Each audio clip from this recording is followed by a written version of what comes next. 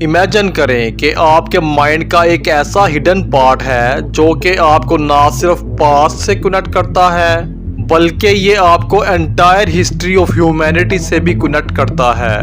क्या हो अगर मैं आपको बताऊं कि आपकी पर्सनैलिटी ना सिर्फ आपकी मेमोरी से तश्कील पाती है बल्कि ये ह्यूमन हिस्ट्री के एक गहरे और शेयर्ड रिजर्वायर से इन्फ्लुएंस होती है।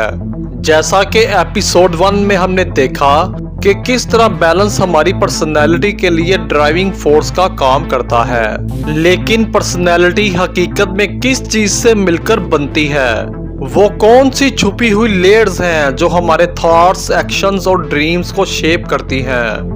तो आज एपिसोड 2 में हम अपनी साइकी के दिलचस्प स्ट्रक्चर को स्टडी करेंगे, जहां हम कॉन्शियस ईगो, पर्सनल अनकॉन्शियस और मिस्टीरियस कलेक्टिव अनकॉन्शियस में डाइव करेंगे।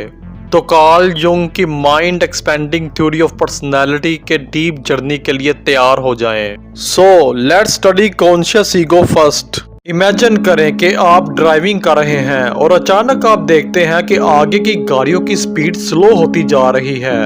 तो आप फौरन ट्रैफिक से बचने के लिए अल्टरनेट रूट के बारे में सोचने लगते हैं। कार्ल युंग के मुताबिक ये सडन रिएक्शन हमें कॉन्शियस ईगो से आता है। युंग के मुताबिक कॉन्शियस ईगो माइंड का वो हिस्सा है जो हमेशा अवेयर यानी बाखबर रहता है और ये आपके सेल्फ की कॉन्शियस अवेयरनेस का सेंटर है।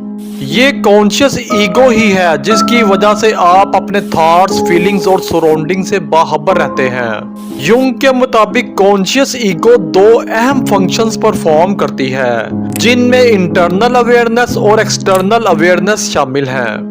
अगर इंटरनल अवेयरनेस की बात की जाए तो कॉन्शियस ईगो आपको इस बात से अवेयर करती है कि आपके अंदर क्या चल रहा है, जैसा कि एक्साइटमेंट, स्ट्रेस या सिर्फ हंगर।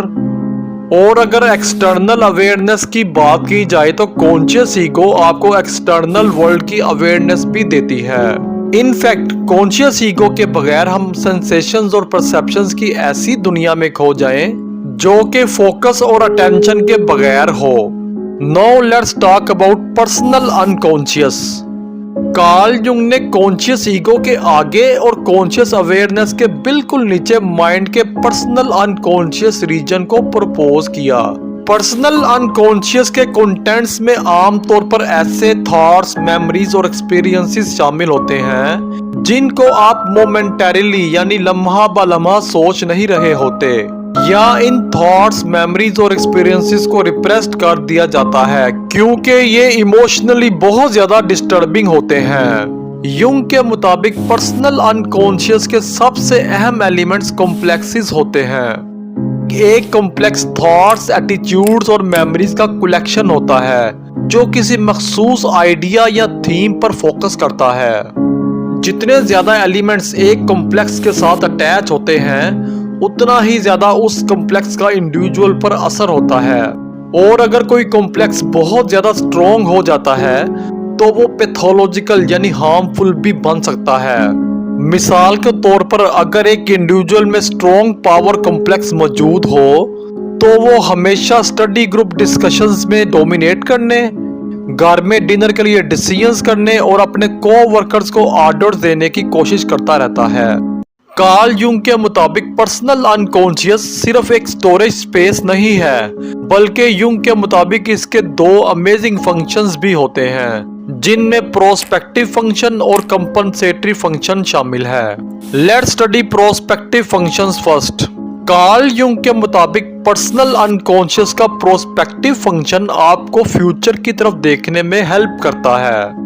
इमेजिन करें कि आप इनकमिंग जॉब इंटरव्यू के बारे में बहुत ज्यादा फिक्रमंद हैं और आप रात को स्लीप में इस इंटरव्यू के बारे में ड्रीम देखते हैं कि आप इस इंटरव्यू में क्या बातचीत करेंगे। तो युंग के मुताबिक ये पर्सनल अनकॉन्शियस ही है जो आपको जॉब इंटरव्यू की तैयारी में हेल्प कर रहा है। अगर कंपनसेटरी फंक्शन की बात की जाए तो ये लोगों की पर्सनैलिटी के उन हिस्सों में बैलेंस लाने की कोशिश करता है जिन्हें वो इग्नोर कर रहे होते हैं। मिसाल के तौर पर एक शाई पर्सन का ड्रीम में खुद को पार्टी में सेंटर ऑफ अटेंशन के तौर पर देखना। Now let's study collective unconscious. जरा तसव्वुर करें कि जब आप न्यू बॉर्न बेबी थे तो आपको बगैर किसी टीचिंग के अपनी मदर के साथ स्ट्रॉन्ग अटैचमेंट को पहचानने में मुश्किल नहीं हुई होगी। इसी तरह जब आप एज में थोड़े बड़े हुए तो गालिबन आपने डार्क यानी अंधेरे के फियर को एक्सप्रेस किया होगा, और जैसे जैसे आपकी एज बढ़ती गई तो आपको गॉड या किसी सुपर ह्यूमन जिसने नेचर को क्रिएट और मैनेज किया उस पर यकीन करना मुश्किल नहीं लगा होगा। कार्ल युंग के मुताबिक ये एक्सपीरियंसेस तकरीबन तमाम लोगों में पाए जाते हैं। जब हम हिस्ट्री को एग्जामिन करते हैं और मुख्तलिफ कल्चर्स के लोगों के साथ कम्युनिकेट करने के साथ साथ पास्ट के लेजेंड्स और मिथ्स को देखते हैं तो हमें पता चलता है कि ये थीम्स और एक्सपीरियंसेस पास्ट और प्रेजेंट के कल्चर्स में पाए जाते हैं। आखिर इसकी वजह क्या है? तो कार्ल युंग के मुताबिक हमारे माइंड का एक ऐसा पार्ट भी है जिसके बारे में सिगमंड फ्राइड ने बात नहीं की और युंग ने इसे कलेक्टिव अनकॉन्शियस का नाम दिया। फ्राइड के अनकॉन्शियस की तरह कलेक्टिव अनकॉन्शियस में भी ऐसे थॉट्स और इमेजेस मौजूद होते हैं जिनको कॉन्शियसनेस में लाना मुश्किल होता है। ताहम इन थॉट्स और इमेजेस को कभी कॉन्शियसनेस से रिप्रेस्ड आउट नहीं किया गया होता। इसकी बजाय हम सब इस अनकॉन्शियस मटेरियल के साथ पैदा होते हैं जो कि बुनियादी तौर पर लोगों में सेम होता है। युंग के मुताबिक जिस तरह हम अपने एंसेस्टर से फिजिकल कैरेक्टरिस्टिक्स को इनहेरिट करते हैं, इसी तरह हम अनकॉन्शियस साइकिक कैरेक्टरिस्टिक्स को भी इनहेरिट करते हैं। आप जरा अपने पेरेंट्स से इनहेरिटेंस में मिलने वाली फिजिकल कैरेक्टरिस्टिक्स के बारे में सोचें, जैसे कि आपका आई कलर, हाइट और स्माइल वगैरह। इसी तरह आप अपने एंसेस्टर से साइकिक कैरेक्टरिस्टिक्स को इनहेरिटेंस में रिसीव करते हैं। कलेक्टिव अनकॉन्शियस सिर्फ आपकी महफूज करदा इंडिविजुअल मेमोरीज के बारे में नहीं है, बल्कि ये जनरेशंस के जरिए ट्रांसफर होने वाले पैटर्न्स और विजडम के बारे में भी है। तो इस विजडम का एक बुनियादी मकसद ये है कि लोगों को मखसूस कंडीशंस में एक खास तरीके से रिस्पॉन्ड करने के लिए तैयार किया जाए। मिसाल के तौर पर जब लोगों का एक ग्रुप लंबे अरसे तक इकट्ठा रहता है तो उनमें नेचुरली एक किस्म का सोशल ऑर्डर कायम करने का रुझान पैदा हो जाता है, जैसे कि डेमोक्रेसी या काम को स्किल या स्ट्रेंथ की बुनियाद पर डिवाइड करना। ऐसे स्ट्रक्चर्स ग्रुप के सर्वाइवल चांसेस को इंक्रीज कर देते हैं और यही चीज इंडिविजुअल्स की ग्रोथ और डेवलपमेंट में हेल्प करती है, क्योंकि ये टेंडेंसीज और inherited wisdom generation to generation यानी नस्ल दर नस्ल आगे ट्रांसफर होती है। इसलिए लोगों को हर नई जनरेशन के साथ दोबारा से बिगिनिंग करने की जरूरत नहीं होती, जिसकी वजह से सर्वाइवल का प्रोसेस बहुत आसान हो जाता है। जरा इमेजिन करें कि आप एक मेंटल ब्लूप्रिंट के साथ पैदा हुए, कुछ ऐसा जैसे कि एक एंशिएंट और शेयर्ड सर्वाइवल गाइड के साथ, यानी बगैर किसी चीज को नए सिरे से सीखे आप इस दुनिया में आते हैं। कलेक्टिव अनकॉन्शियस प्राइमोर्डियल इमेजेस यानी कदीम इमेजेस से मिलकर बनता है। युंग ने इन इमेजेस को एक मखसूस अंदाज में दुनिया को रिस्पॉन्ड करने की एबिलिटी के तौर पर बयान किया। यही वजह है कि न्यूबॉर्न्स अपनी मदर्स को क्विकली रिएक्ट करते हैं, यानी कलेक्टिव अनकॉन्शियस में हर एक के लिए मदर का इमेज मौजूद होता है। इसी तरह हम डार्क या गॉड के लिए भी रिस्पॉन्ड करते हैं, क्योंकि ये अनकॉन्शियस इमेजेस हमारे एंसेस्टर से हमें साइकिक इनहेरिटेंस के जरिए रिसीव होते हैं और युंग ने इन इमेजेस को आर्कीटाइप्स का नाम दिया। युंग के मुताबिक इन आर्कीटाइप्स के साथ इमोशंस की बहुत बड़ी मिकदार अटैच होती है।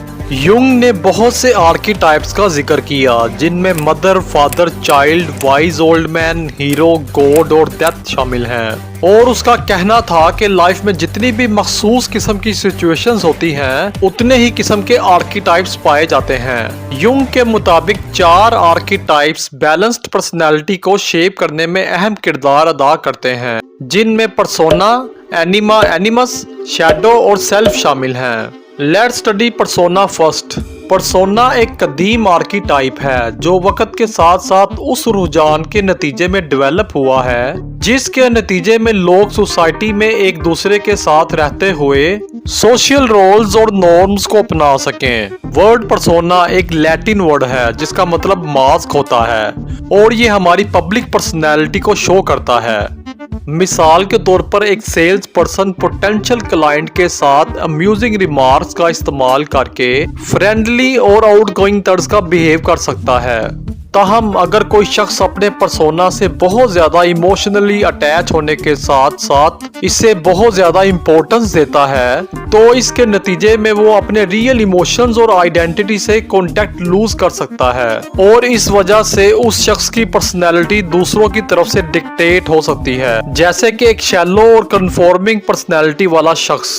Now let's talk about anima and animus archetypes. Jung का मानना था कि इंडिविजुअल साइकोलॉजिकली बाइसेक्सुअल होते हैं, यानी हर इंडिविजुअल में अपोजिट सेक्स की कैरेक्टरिस्टिक्स और टेंडेंसीज पाई जाती हैं। इस सिलसिले में युंग ने एनिमा और एनिमस आर्किटाइप्स को इंट्रोड्यूस किया। एनिमस फीमेल्स का मैस्कुलिन एस्पेक्ट होता है, जैसा कि एग्रेसिव होना, जबकि एनिमा मेल्स का फेमिनिन एस्पेक्ट होता है, जैसे कि नर्चरिंग और केयरिंग करना।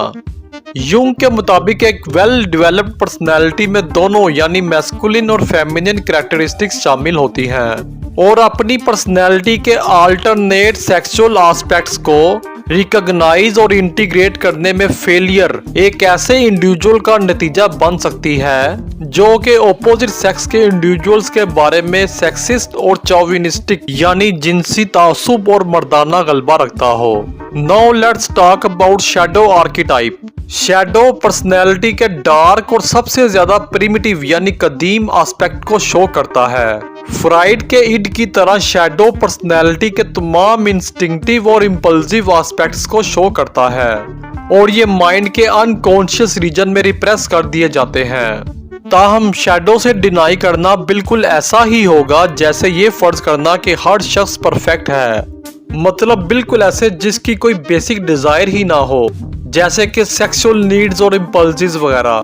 मसलन बॉस को हिट करने की कोशिश करना जब वो आप पर येलिंग यानी चीहो पुकार कर रहा हो। युंग ने ये तजवीज दी कि वेल एडजस्टेड इंडिविजुअल्स अपनी पर्सनैलिटी के इन प्राइवेट एस्पेक्ट्स को पर्सोना में इनकॉर्पोरेट यानी शामिल करना सीख लेते हैं और इन्हें कॉन्शियसली सोशल एक्सेप्टेबल फॉर्म्स में एक्सप्रेस करते हैं। मिसाल के तौर पर एक एम्प्लॉई अपने गुस्से की फीलिंग्स जो किसी इनजस्टिस यानी नाइंसाफी के एहसास से पैदा होती है तो वो अपने सुपरवाइजर को हिट करने की बजाय उसके खिलाफ शिकायत दर्ज करवा सकता है। मतलब ये कि वो अपनी पर्सनैलिटी के प्राइवेट एस्पेक्ट्स को पर्सोना में इनकॉर्पोरेट करना सीख लेता है। Now let's talk about self archetype. Jung के मुताबिक सेल्फ सबसे अहम आर्किटाइप है, मतलब ये कि सेल्फ हमारी पर्सनैलिटी का वो हिस्सा है जो तमाम दूसरे एस्पेक्ट्स को इकट्ठा करने की कोशिश करता है।